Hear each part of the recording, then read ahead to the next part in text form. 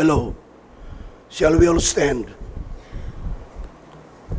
Open our Bible in 1 Corinthians chapter 11.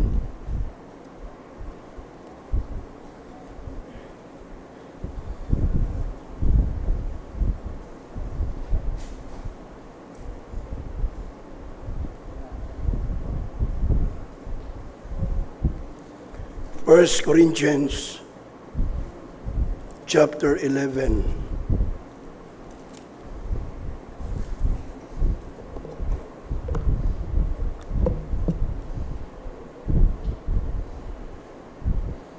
Beginning from verse number, akong paos may ginakwan.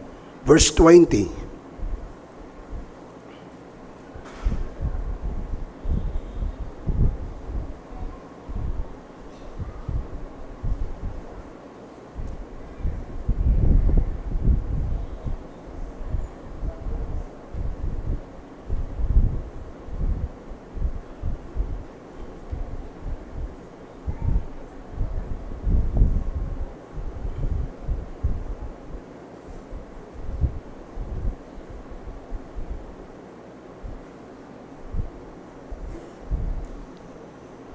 Verse 20, let us read this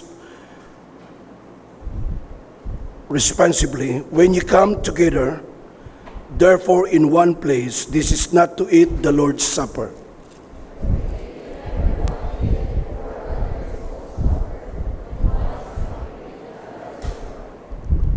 What, have you not houses to eat and to drink in?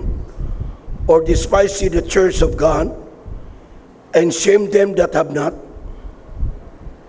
What shall I say to you? Shall I praise you in this praise? I praise you not.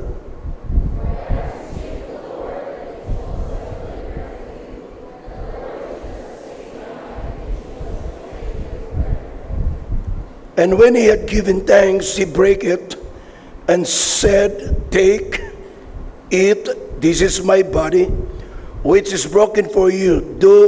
This do in remembrance on me.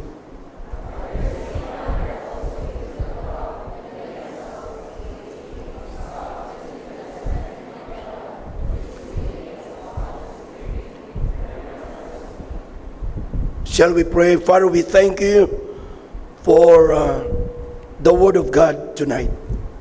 You bless the message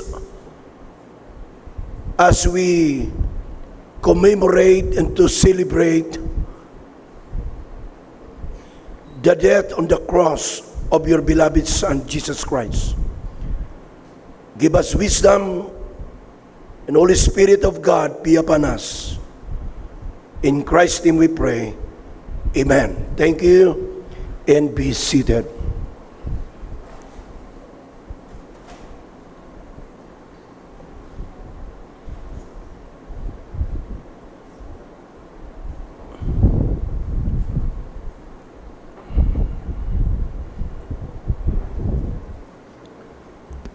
So before kita magpunta sa ating Lord's Supper, I just want you to remember that the Lord's Supper is a major ordinance of the local church. And it is instituted by the Lord Jesus Christ Himself. Hindi ang sinuman ang may gusto na magkaroon ng ordinansya, sapagkat mayroon lamang dalawang ordinansa ang church: baptism and the Lord's Supper. So at the conclusion, nga tinawag nilang the Last Supper with the disciples on the evening of His betrayal. This account be found in the four Gospel of the Lord Jesus Christ, but we call this the Lord's Supper. At ayon sa kahululihang Passover, as I said this morning, na ginanap ng ating Panginoon Kristo, sapagkat in the sacrifice of Jesus Christ, that is the end of the Old Testament sacrifice, and they called it the Passover. Kaya wala nang sakripisyo. Di kinakailangan maghalad every Sunday para mapatawad ang kasalanan ng tao, kundi sa pamagitan ni Kristo doon sa cross, that is once and for all by the shedding of the blood of Christ. And by the way, we are not saved because Jesus died for us. We are saved because He shed His blood for us. The Bible says in Hebrews chapter 9, without the shedding of the blood, there is no remission of sin.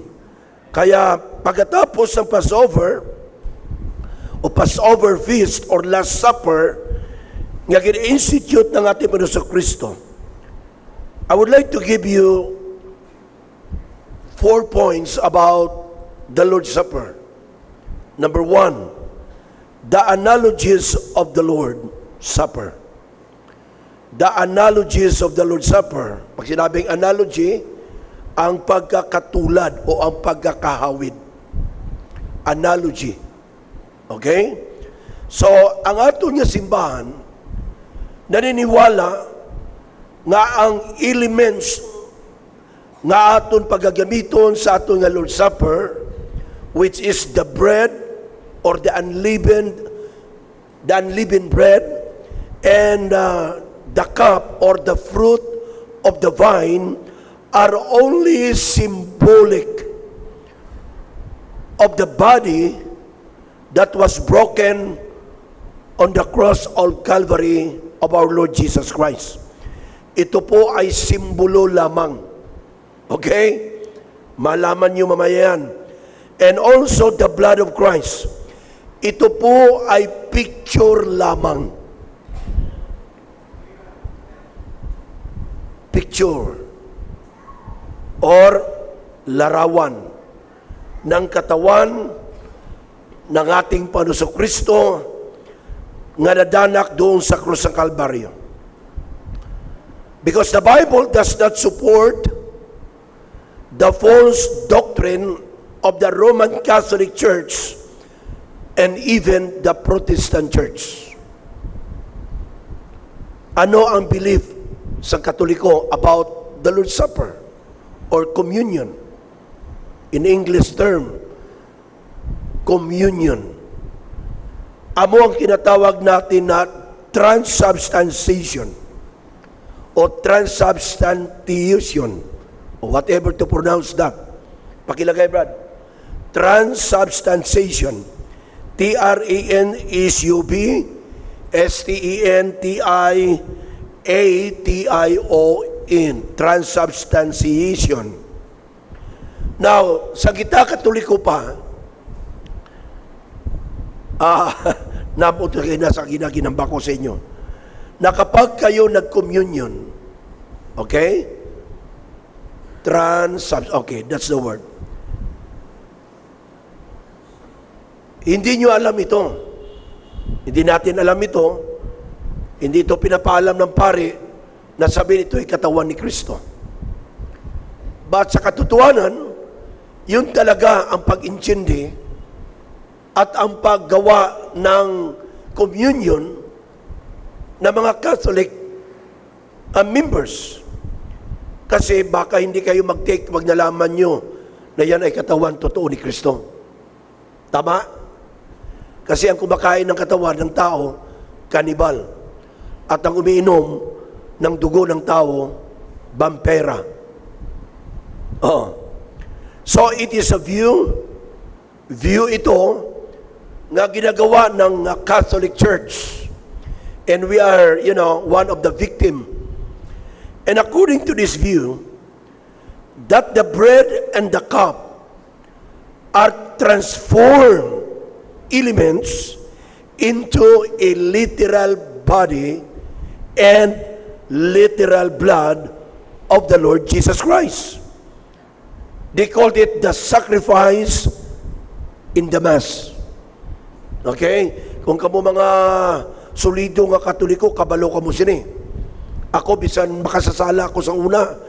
Oo, tala nga bisyo. Pero kabalo ko sini. Naging membro ako sang APID sa may seminaryo. Isa kami na kasimana sa seminaryo. Oo, do mga balaan kami. Tanan niya mga adik, sulod. Ang tawag namin dyan, sino din nakaabot? Ang tawag nun namin, Apid Isagani. Kapatid ba? Apid Fernan.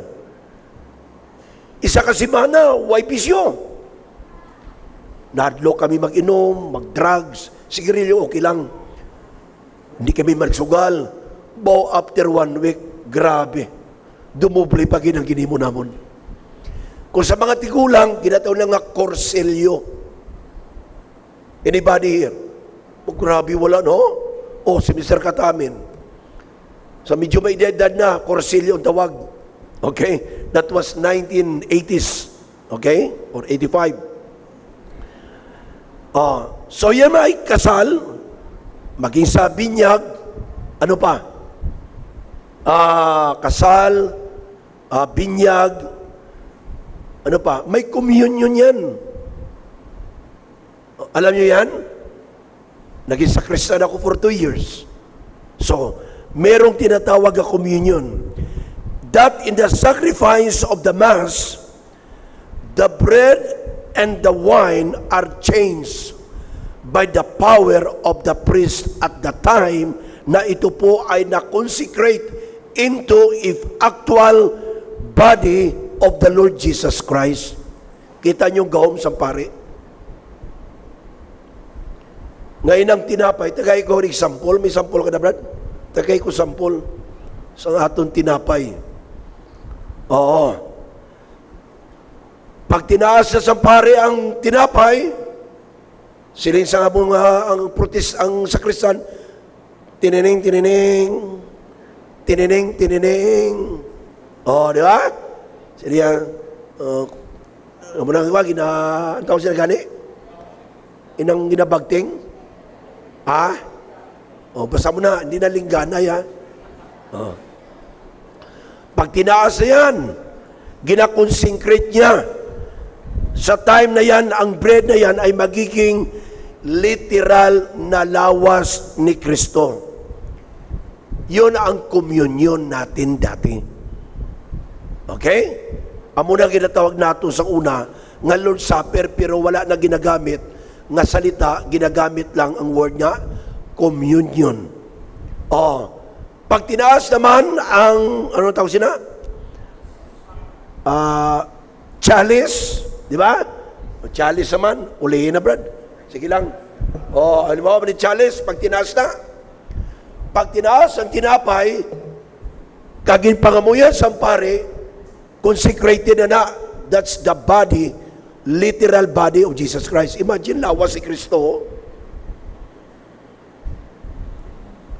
Pag tinaas ang chalice, which is the blood of Jesus Christ, which is the vine, ang ilayag, ang ginagamit na mo sa unaya, hindi fruit of the vine, mga champagne, mga gwapo ito yung limnon sa unayamon. Pagkatapos yan, may sobra na, Father, amo na lang niya. No, yeah. So pasensya na kayo kasi hindi kayo nakaabot siguro na ganun eh. Okay, now. So hindi fruit of the vine. Hindi man red wine. That is the time of consecration. Ibig sabihin, pag tinaas niya ng pare, ang wine, naging literal blood of Jesus Christ. Yan ang doktrina nga hindi na-explikar sa mga Katoliko nga pare. They don't explain that. Kaya kita hindi nyo alam eh. Di ba? Kasi pag sinabi nga literal, hindi ka kakain. Pag ang wine, pag tinaas ang chalice, hindi ka inom. Although sa Katoliko, hindi naman nagiinom ng ano eh. Di ba? Ang pare lang uminom. Kaya dalok din ang pare, mainom siya, dahil madunlan kita. Para sa tuwang ba kung inasimo bala? Nga tingala sa niya pre. Nangalawat ang mga dalawang magkaibigan.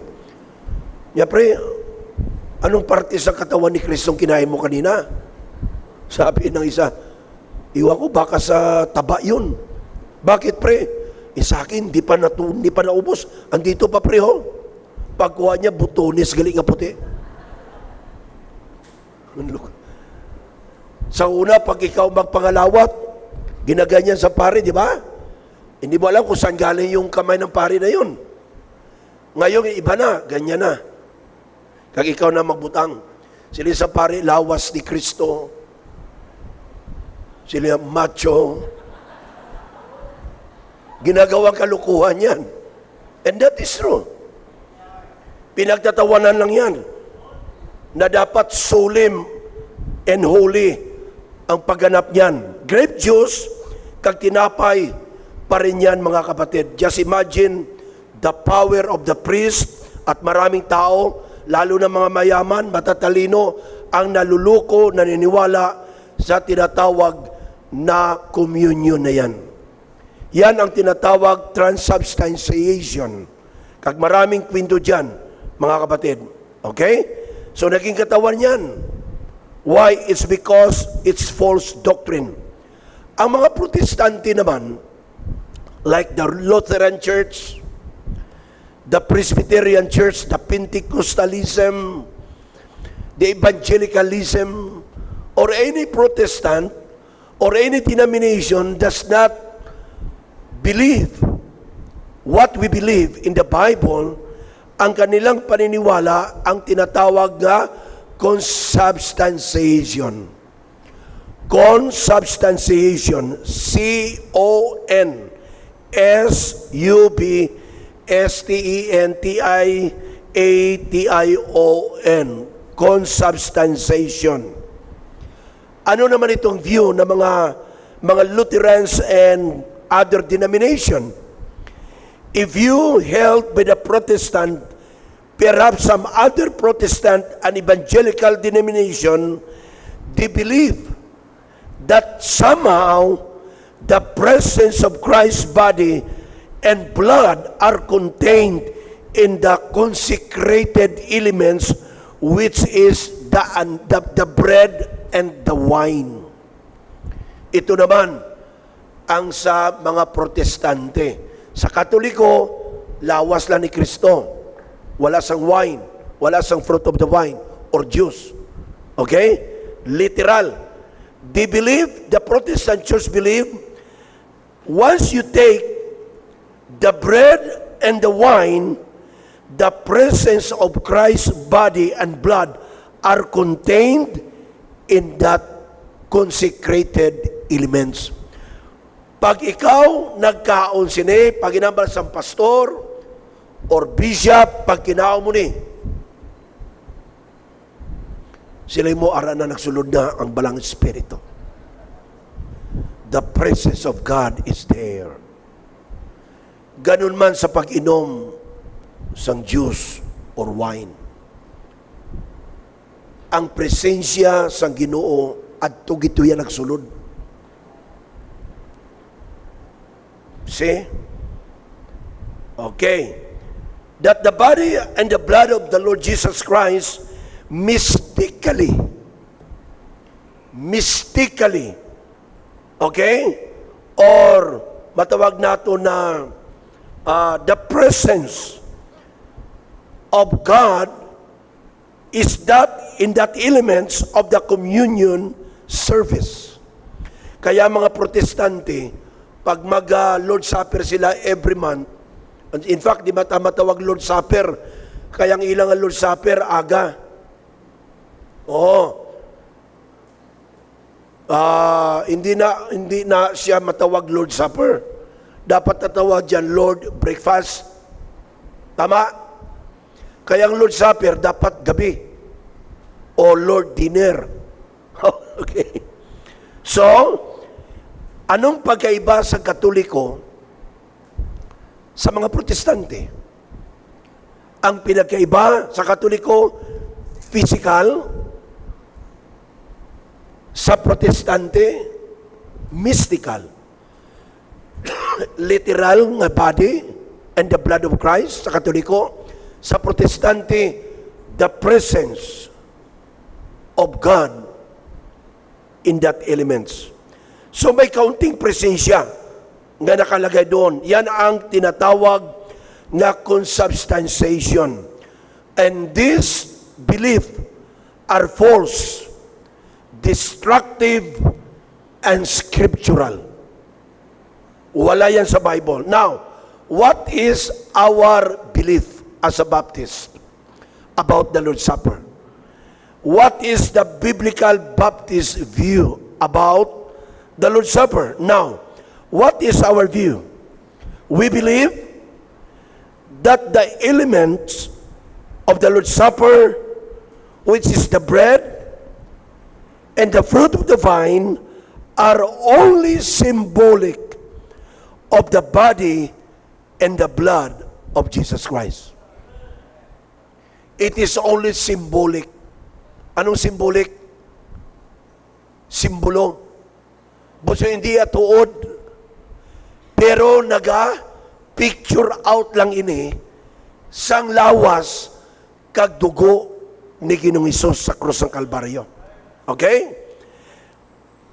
What does it mean? There is no change of substance. And that the material substances of bread and fruit of the vine remain what they are and undergo no mysterious transformation.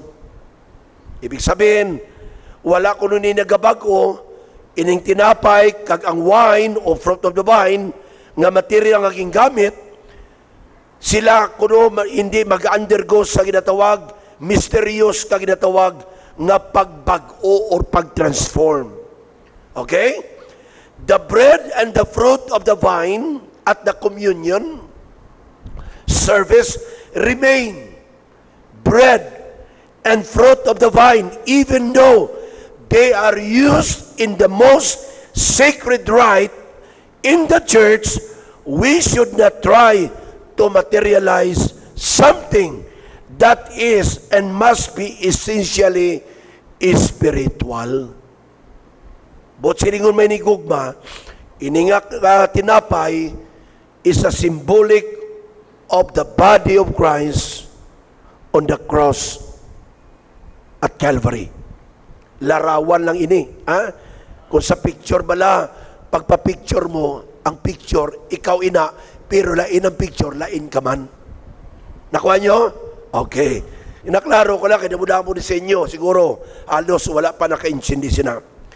The bread, the Bible says, it was broken, given to the apostles. Kaya, dapat noy sa sunod obraon mo, inang gagpok. Gagpok. Pwede mo mahimo, gagpok. Para ma-break nato. Pero pwede man ma-break, break man. Pero namin kung gagpok, kaya mo mula na, pwede man, Hindi paguntingon. Although, simbolo man lang na, may matanagado kitya, kay simbol man lang na mo. O hindi matagilty sa mo sina. Okay? Pero namin kitya daw, lapit-lapit mala. Pras mala sang grape juice, nga ginagamit natin 100% nga consecrated nga juice, ang Welch. Oo. Kaya man, ang color niya, do agaw-agaw sa dugo. No? Nagapula-pula siya nga duga itom. Pagkatapos, ang kokya, hindi na pwede maglapit nga simbolo. Kaya ang kokya, lain yung color mo. Lalo na kinang orange juice. Yelo na ya. Kag ang ginagamit sa ibang Skyplex, ay ito yung fermented na ya. May ara na yung halo nga asin, may mantika, o ano pa ginagamit. Pero noy, sigurado mo lang noy, way nino ya. Kaya dako-dako ginya sala, imo batuno sa Ginoo. Gasalig ko sa imo. Okay, manahing kita, manimuneng. Okay. So the Lord's body was broken. Ito yung pinakamatong. The body was broken is a picture of a broken body, but there is no even one or once nga parts ang iya nga lawas nga na broken. Okay? There was no single bone broken. Nagkalalasog-lasog man ang iya nga lawas sang paglatigo, 39 stripe, na kada hampas sang latigo, dala panit, gapuswak ang dugo. But the mystery is, wala ni isa kabong o sa rib niya, o sa kamot niya, o sa tiil niya, that was broken. No. Pinako sa cross, dugo. Gimbutangan sa tulok ka korona sa ulo, dugo. Gimbangkaw siya tatigiliran, dugo. Ipinako kanyang paa, dugo. Why? The blood of Jesus Christ has the power to save us. Not the body only. Okay? So kahit ano ginawa sa kanya, pero wala man lang ni isa katulaan nga nabuka sa kay Ginoong Kristo, it was the body that was broken. The bread was the same as used in a Jewish Passover meal, which was unleavened bread. Sa Old Testament, makita nyo, nagaobra sila mismo sang ilang at tinapay. Wala sang pangpaalsa. Okay? It was the body that was broken, the bread, the same use. Alam niyo ba kung ano ang paghimo sang tinapay? Ha? Nga nagasimbolo sa katawan ni Kristo, kung paano siya ginlatigo, kung paano siya gintabay, paano siya ginbangkaw. Ako, way ko katilaw, nakikita ko lang. Kung maghimo sang harina, di ba, Noy, makuha ka sang harina, ibutang sa isa ka lugar ka ginamasa. Imagine, ginamasa na. Tapos ibutan na sa lamisa, iyaboy na. Bang! Makuha na ang nagaobra sang kahoy. Kaglukuto na siya. Ala, ang iba na ginamamo po na ako. Kita nyo na? Nagasimbolo na kung paano tamasa ang katawan ni Kristo sa krus. Kung ako ang bread, mareklamo ko. Kaunon nyo na lang ko, amuhon nyo pa ko sina. What's that? The pain. Kung ikaw ang tinapay, ambot ano mambal mo. Pero si Kristo wala gid nagreklamo. Wala gid sa minagwa sa iya mga bibig. Bagkos siling niya, Ama ko, patawarin niyo sila sapagkat hindi nila alam ang kanilang ginagawa. That's the exactly. Tapos, flat, dadaan yan sa kahoy. Dadaan niya, dudurugin yan. Pagkatapos, lulutuin yan. Ganon ang dinanas ng ating Panginoon. Siya'y dinakip, hinarap sa kay Poncio Pilato,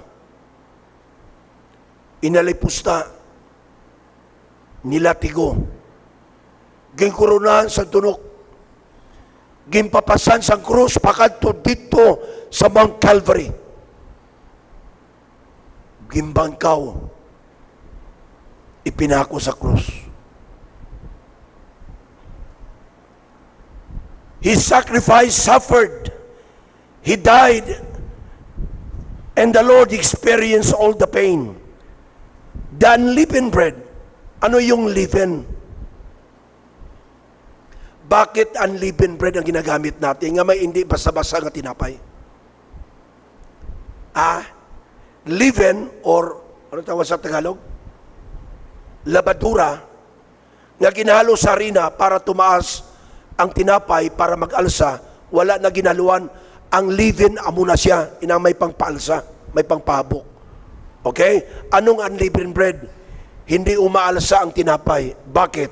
Because in the Bible, leavening the bread means impurity. The word leaven is a symbol of sin. Jesus Christ, when He died, when He hung on the cross, He has no sin.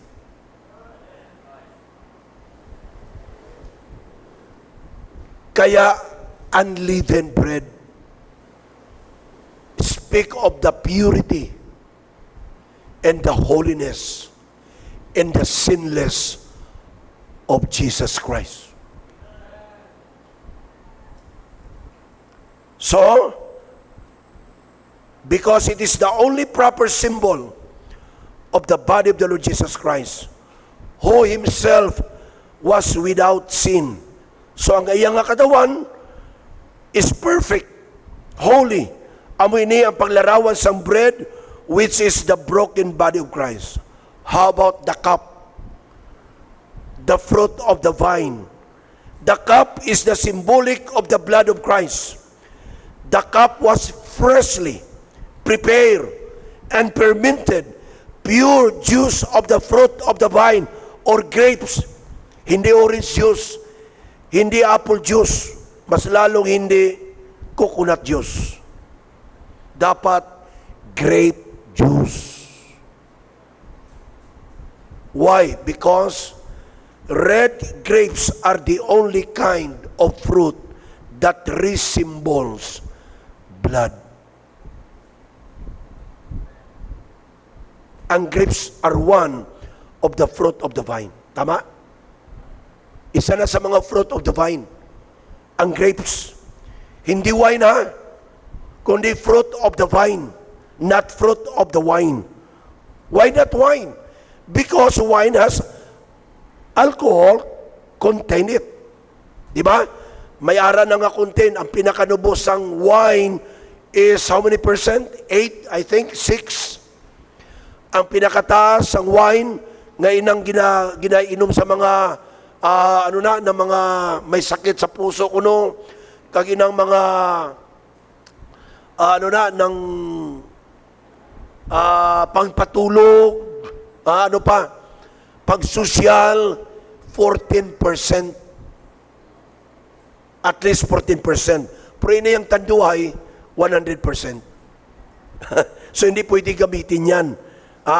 Kay bangod sa natawag, fermented yan, kag ibang alcohol na yan. So ang paghimos ng Diyos, grapes hindi man madali katulad sa tinapay. Hindi madali.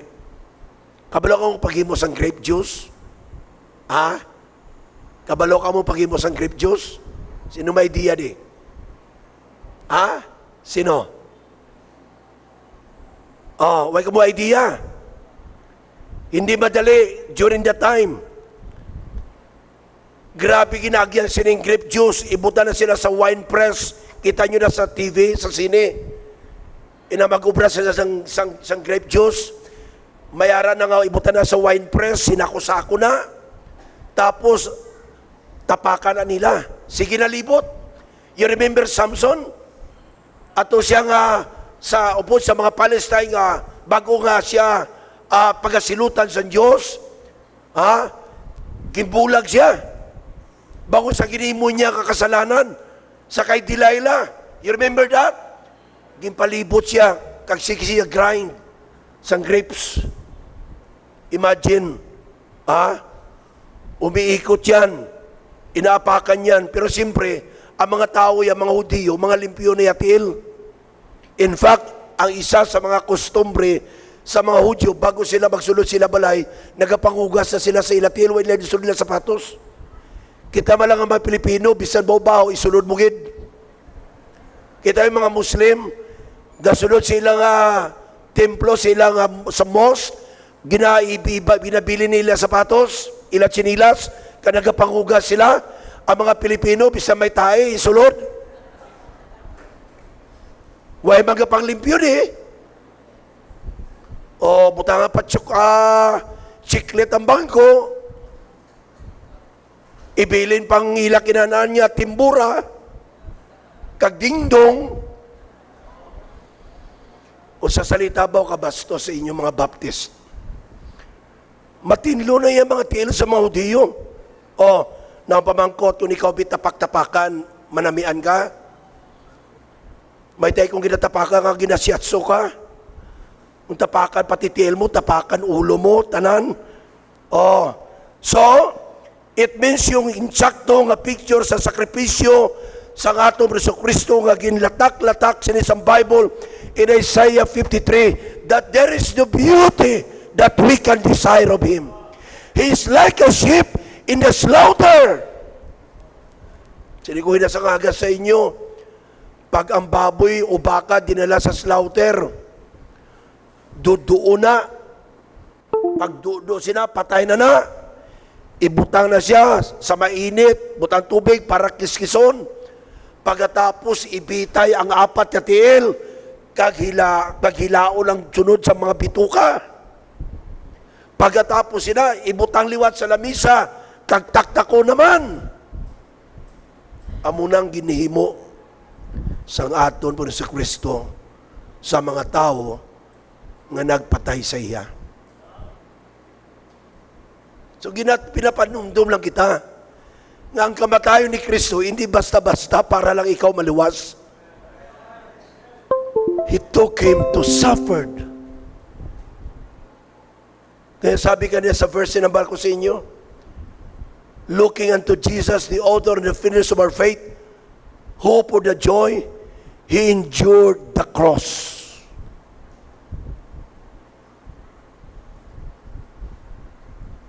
Now, the second kay 7:30 dapat tapos na. What the Lord's Supper is not. Anong Lord's Supper kung nga hindi? Negative. First, it is not a means to forgiveness. As you take the bread and the fruit of the wine, hindi ini nagasiling nga gimpatawad ang imo sala. Amo na nga pangalawat kita sang una kay para maibanan man lang ang aton sala. Pagkatapos mo mag-communion, pagwa mo, balik naman sa bisyo. Pamuyayaw naman, panunto naman. See? Amo na mo. Kaya kung kita mag-communion, kung ikaw nakasala dako, at least may banan man lang. We reject the doctrine of that. That the partaking of the Lord's Supper imparts forgiveness. Tandaan nyo, we are forgiven of the death of Christ on the cross through the shed blood of Jesus Christ. Number 2, what the Lord's Supper is. Ano bang ibig sabihin ng Lord's Supper? It is a reflection. Paghanduraw. Pag-remind sa aton kung ano ang ginhimo ni Kristo para sa imo sala. It is a reflection upon what Christ has done at Calvary. He gave His own body and shed His own blood to take away our sins. 1 Peter chapter 2 verse 24. 1 Peter chapter 2 verse 24. Number 2. It is a recognition. It is a reflection. It is a recognition. It is recognition on our part of our personal sinfulness and unworthiness before a holy God. Ito'y pagpakilala sa ating bahagi, sa ating sarili, sa ating personal nga kasalanan, nga di kita dapat o karapat dapat harapin ang isang banal na Diyos. Because sinners are hopeless, that the only intervention, Christ's body and the blood, could ever save their soul. Number 3, it is a celebration. It is celebrating of the love of Christ. Romans 5:8. But God commended His love toward us, in that while we were sinners, Christ died for us. He died because He loved us. Salamat, minahal tayo ng Diyos. Salamat na inibig ako ng Diyos. Way back, almost 40 years ago. Number 4, it is an anticipation. Ginamba ko na kagina sa aga. It is anticipating the coming of Christ. That's why ang purpose ng Lord's Supper, it is not only a commemoration or a celebration, but also it is anticipating the coming of Christ. That the purpose of the Lord's Supper is to remind the believers that Christ is coming again. Amen? pag dumating ang Panginoon, sana lahat tayo sama-sama. Ako sigurado ako, pag mag-rapture, dalon ako sa Diyos sa langit. Ikaw, kasama ka ba? Kung hindi ka kasama, sa'yo na lang tong building na to. Pati lahat ng sasakyan, pati sasakyan ko sa inyo na lang. Andiyan naman yung susi sa bahay. Mga refrigerator dyan, lahat dyan. Mga pinggan sa mga Bible student, baso inyo na na. Pati mga habol nila nga wala ginalaban inyo na na. Pag gusto ka mo, basta ako, uwi na ako sa langit. The anticipation. Kaya may prayer, sana bumalik ng Panginoon. Now, let's go to the third main point, the authority. The authority for the administration of the Lord's Supper resides only in the local church and the discretion of the pastor. Hindi ka pwede maghimo sa Lord's Supper kung membro ka lang. Hindi pwede magsiling si Brother Marte, Merlinda, bless, Lord's Supper ta sa balay. Hindi pwede. And even you cannot celebrate the Lord's Supper anywhere. It's only through the local church. Okay? It cannot be celebrated anytime by anyone. Kaya nga ang pastor lang ang nakabalo sina kung kinahanglan ta mag Lord's Supper. Mambalang pastor, sa December ma Lord's Supper ta, we need to follow. That's the authority. And then, number 4, the admission. Malapit ako. First of all, you want to partake the Lord's Supper, you must be a believer of the Lord Jesus Christ. Dapat tumuluo ka ni Kristo. If you are not saved, Lord's Supper is not for you. Are you saved? The Lord Jesus Christ was instituted by the Lord Himself and celebrated after Judas had left the upper room. Matthew 26. Judas was no longer there. Why? Because Judas is not saved. Only those who accepted the Lord Jesus Christ, their personal Savior, should participate in the Lord's Supper. Number 2, you must scripturally baptized. If you are not scripturally baptized, you cannot partake the Lord's Supper. Number 3, you need to become a member of the local church. Anong belief natin? Open. Tatlo klaseng Lord's Supper eh. Open, closed, closed. Ano yung open? Ang open, bisa sabihin ka lang ang denomination o church, pwede ka party Lord's Supper. That's open. Ang closed naman, prasine, baptist ka, membro ka dito, nagkadto diri isa ka pastor o isa ka membro, ka nagpartake, you cannot partake. This is exclusively to the member of Christ Bible Baptist Church. May namangkot yung misyon, upod sila di. Pero kung taga-iba ka nga church, like ining duwa, hindi ka mo pwede di. Taga-Masbati ka mo. Like sa kay Tunet, hindi ka di pwede Tunet. Organized na ka mo sa Pasig. Ikaw, Michael, you cannot partake the Lord's Supper. You're a member in Bible Baptist Church Dumangas. Bala mo nga maginambalanta kasi na, mabala mo na karon. Delikado ka buhi nyo.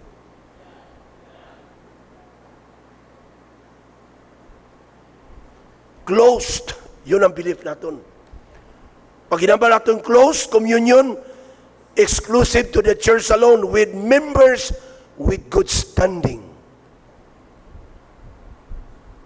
Members who made the things right before God. Yan lang ang makaparticipate sa Lord's Supper.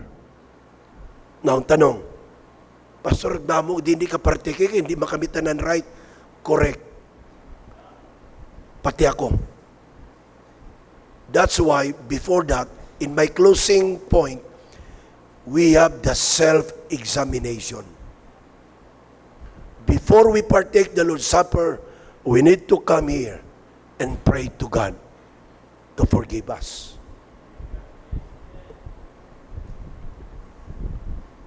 You must make self-examination. Verse 28. Ano sinabi sa Bible? But let a man examine himself. So let him eat of that bread and drink of that cup. For he that eateth and drinketh unworthily, pakilagay sa screen, eateth and drinketh damnation to himself, not discerning the Lord's body. Naalala nyo sa gimbasa naton, before that, nga ang mga paglawag na may Lord's Supper sa church sa Corinth, lipay tanan, yes! Kinananay! Imnanay! Sila sa Bible, nagkalabhubog sila. Wala pa to mga tanduay, mga tuba.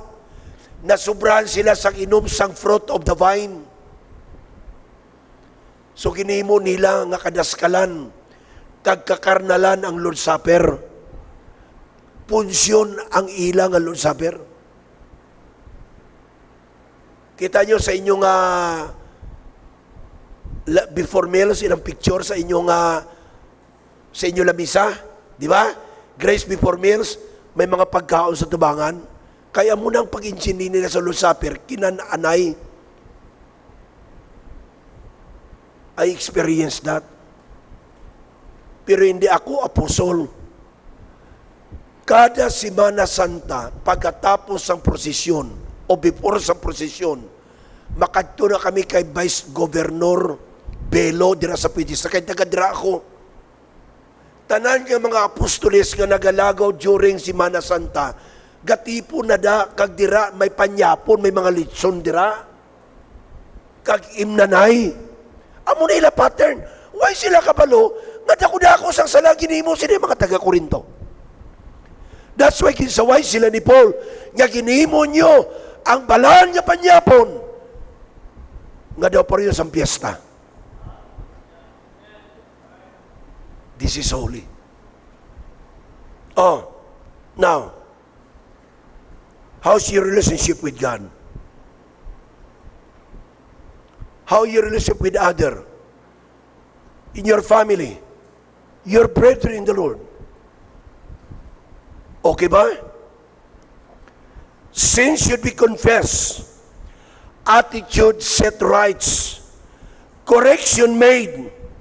Because judgment fall upon those who participate unworthily. Pag magpartake ka karon sa Lord's Supper, kag hindi ka man nakapatawad sa Diyos, delikado ka. Anong matabo? Sickness. Severe consequences. And the Bible says, even death. Pero nakapagtataka sa mga Protestante, sa mga Pentecostal nga kada bulan, nag-Lord's Supper sila, hindi man sila napapatay. Why magkamasakit sa ila? Ha? May nagkasakit? Wala. Ano ginagamit nila? Skyflex kasi. Coke. Oh, of course, this is a sacrilege. This is blasphemous. Nga himuon nila nga Coke ang dugo ni Kristo. Kagimuon nga Skyflex. Or, ano ba isa gani? Ribisco ang lawas ni Kristo. Sa ila sacrilege and, ang ilang paggamit yan. O sa Katoliko, hindi naman kayo anak ng Diyos, hindi naman kayo papatayin. Para lang to sa mga membro ng church, because Lord's Supper is a part of discipline.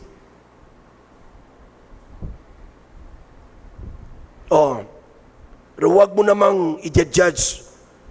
Kapag si Alin, pagkatapos siya magpartik, tapos nagka-cancer siya, Sabihin mo naman, pambira, ang bilis naman ng hatol ng Diyos.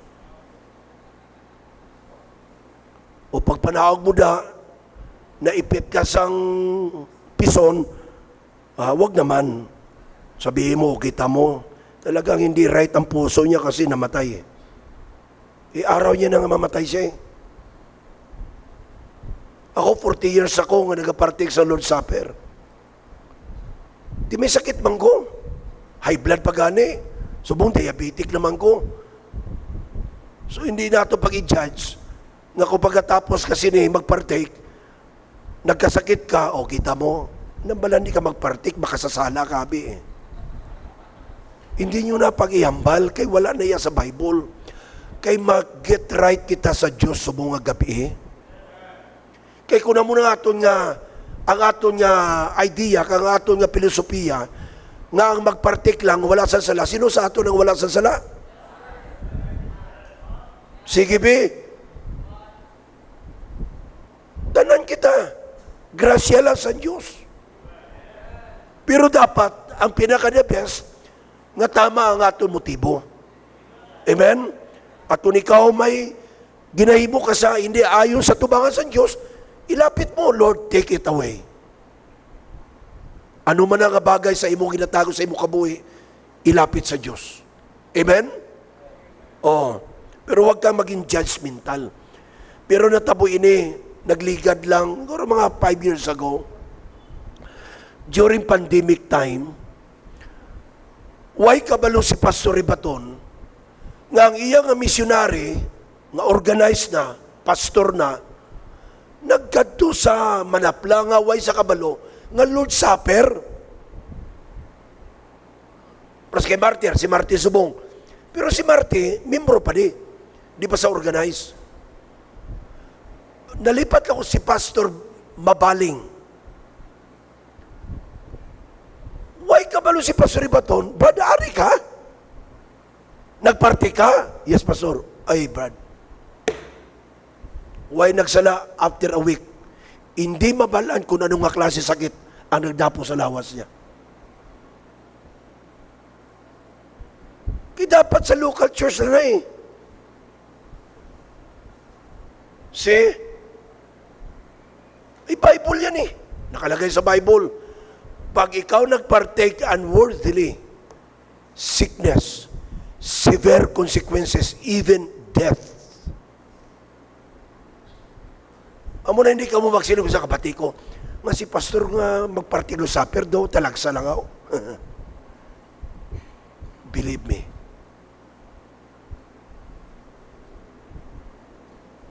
Huwag ko yan nakasala, bisan 5 ka tuwig ko magpartake o maghiwat sa Lord's Supper.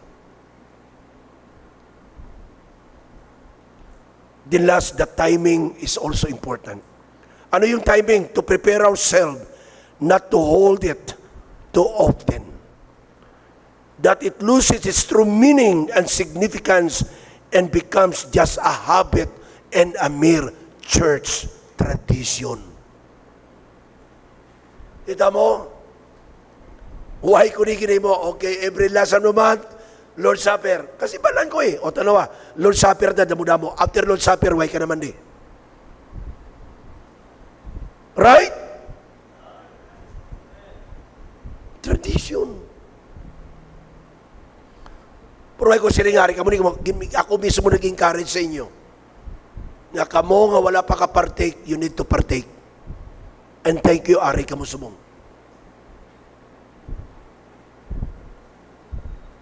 Giniwat na mo ni for 32 years. Nga wala kamutan na nakabalo halos. Kaginahiwat ko ni Tuesday para ang sinulang nga willing nga mag-attend. Pero I pray to God, sini ko, Lord, no. Hindi pwede nga mo sina. Kinahanglan ang mga membro, mabalaan nila kung anong Lord's Supper. That's why I teach you on Sunday school and preach you on this tonight. Kaya kung ikaw, membro, di ka magpartik sa Lord's Supper, you are disobedient kind of child of God. Why? you don't practice the two ordinances of the local church, which is baptism, you are baptized already, and then self-examination. So let's partake. We go to the Lord and pray. Lord, search my heart and know me and forgive me. Tindog ta palihog. Let's go to the altar. Tanan. Liwaton ko, pag hindi ka mo membro sa church, don't partake. After this examination prayer, ma-break kita 5 minutes for the preparation. Balik ka mo sa pulungkuhan, wala lang sa may mag-istoryanay. Okay? Gwa ka mo, kato sa CR, balik ka mo after 5 minutes para sa ato. May mga bisita kita, share nyo sila sa gospel. Okay? Kamu nga taga Masbati, pwede ka mo makagwa na karon after this. Mag-iban pa nga hindi membro sa Christ Bible Baptist Church. Let's go to the Lord in prayer. You come.